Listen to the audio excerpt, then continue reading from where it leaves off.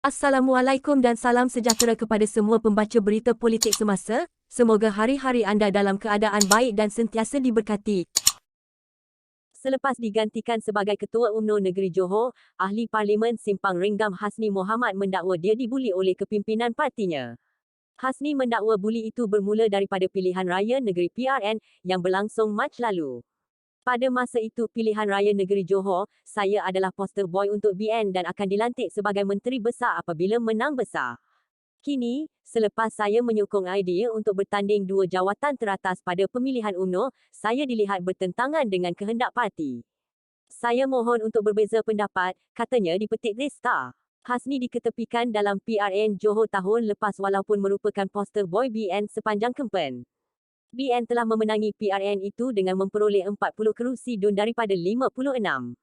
Bagaimanapun, selepas Hasni berkata dia tidak dilantik menjadi Menteri Besar apabila mengeluarkan kenyataan meminta pucuk pimpinan parti melantik pemimpin pemuda untuk menerajui Johor.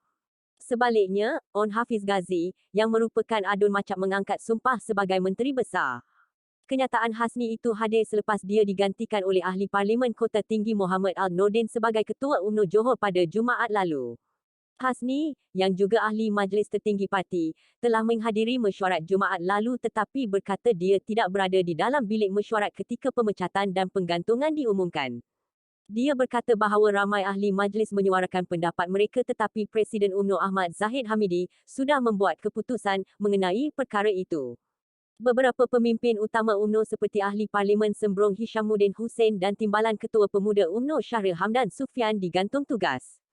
Sementara Ahli Majlis Tertinggi Noh Omar dan bekas Ketua Pemuda Airi Jamaluddin dipecat. Sementara itu, Hasni membisu tentang tindakan seterusnya. Bagaimanapun, dia berkata sebagai seorang yang mahu parti itu dominan di Johor, dia tidak akan hanya duduk diam dan tidak berbuat apa-apa selepas disingkirkan daripada jawatannya. Dia berharap ALT akan mengadakan mesyuarat segera bagi membincangkan perkembangan terkini parti itu.